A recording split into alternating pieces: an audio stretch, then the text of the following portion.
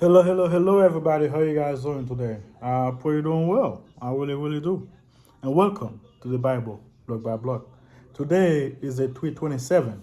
For the tweet 27, we are going to be reading uh, cautions against disobedience. That is going to be Deuteronomy 6, verse 10 till 25.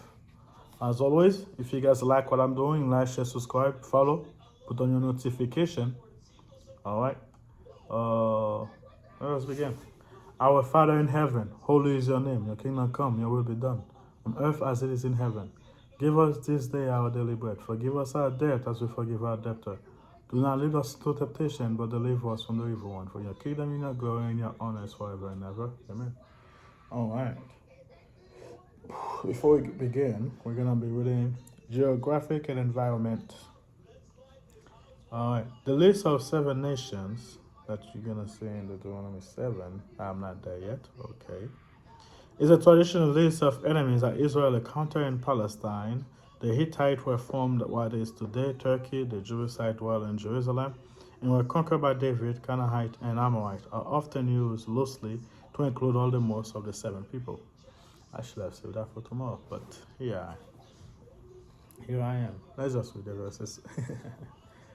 So it shall be, when the Lord your God bring you into the land which he swore to your father, to Abraham, Isaac, and Jacob, to give your large and beautiful cities which you did not build, houses full of good things which you did not fill, you out, I don't know, Hewn, hewn out wells which you did not dig, vineyards and olive trees which you did not plant.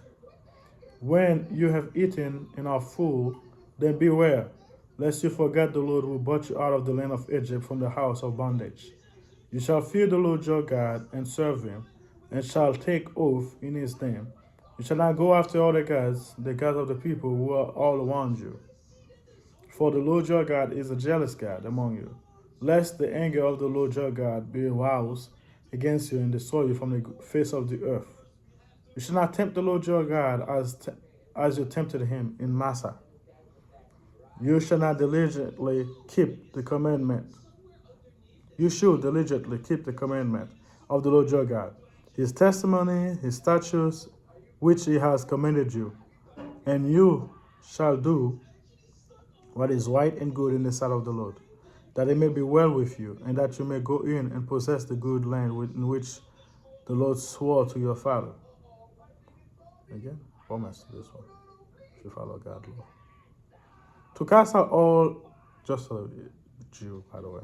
Anyway, to cast out all your enemies from before you, as the Lord has spoken. That doesn't mean we're not supposed to follow His law. We got other promises for that.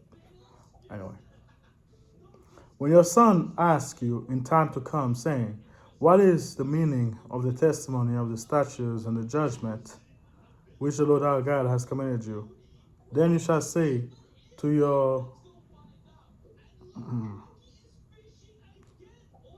then you shall say to your sons, "We were slaves of Pharaoh in Egypt, and the Lord brought us out of Egypt with a mighty hand. And the Lord showed signs and wonders before our eyes, and great severe against Egypt, Pharaoh, and all his household. Then he brought us out from there, and he might bring us in to give us the land of which he swore to our father. And the Lord commanded us to observe all these statutes, to fear the Lord our God, for our good always, that he might preserve us alive as it is this day.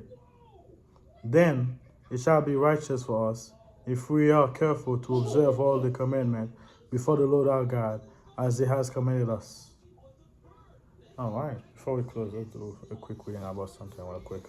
All right.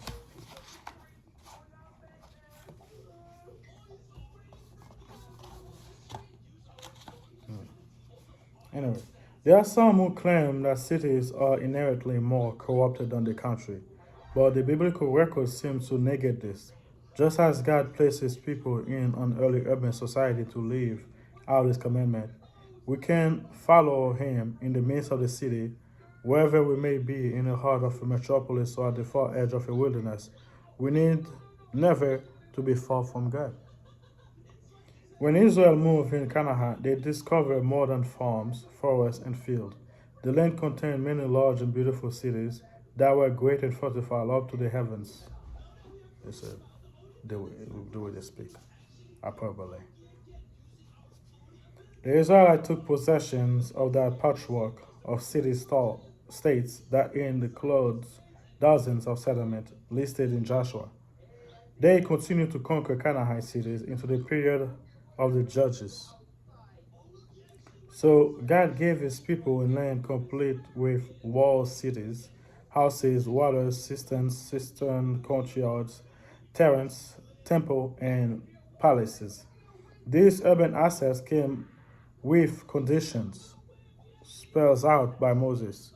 The main stipulations was faithfulness to the Lord. If Israel continued to follow God after they took possession of the city, then it would be righteous for them. The only major city believed to have been originally founded by the Israelites is Samaria, capital of the northern kingdom. Christian eventually prevailed as the dominant worldview of the Roman Empire because early believers planted church in dozens of major cities. Yeah, actually. Yeah. Hmm. Kind of fan of it. Yeah.